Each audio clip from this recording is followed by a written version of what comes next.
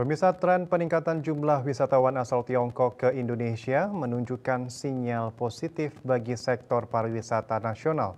Hal ini menjadi peluang sekaligus tantangan bagi pelaku industri pariwisata di tanah air.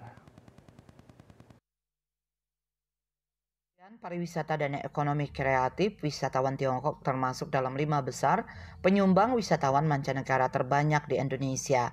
Bali, Jakarta, Yogyakarta, dan Manado menjadi destinasi favorit yang sering dikunjungi. Dengan daya beli yang tinggi dan minat besar terhadap keunikan budaya lokal, wisatawan Tiongkok menjadi pasar yang sangat potensial. Namun demikian, tantangan utama yang dihadapi pelaku pariwisata adalah keterbatasan kemampuan berbahasa, khususnya bahasa Mandarin.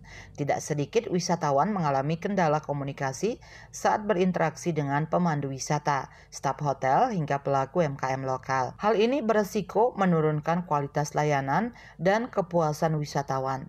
Menanggapi situasi ini, sejumlah pelaku pariwisata mulai berbenah dengan pelatihan bahasa Mandarin dasar, memperluas pemahaman budaya Tiongkok, dan bahkan bekerja sama dengan lembaga khusus serta universitas yang memiliki program bahasa Mandarin.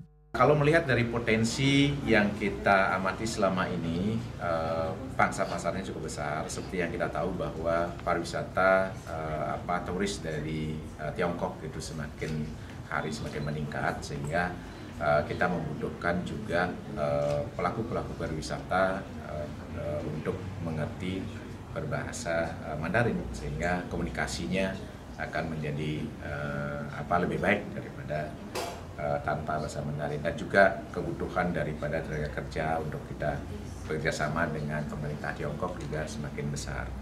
Apalagi sekarang pemerintah Indonesia memiliki kerjasama yang cukup luas dengan pemerintah Tiongkok. Peningkatan kompetensi bahasa ini bukan hanya strategi untuk meningkatkan kenyamanan wisatawan, tetapi juga bentuk profesionalisme dan kesiapan Indonesia dalam menyambut pasar global. Selain mampu berbahasa Mandarin, pemahaman terhadap kebiasaan dan preferensi wisatawan Tiongkok juga menjadi nilai tambah bagi pelaku pariwisata.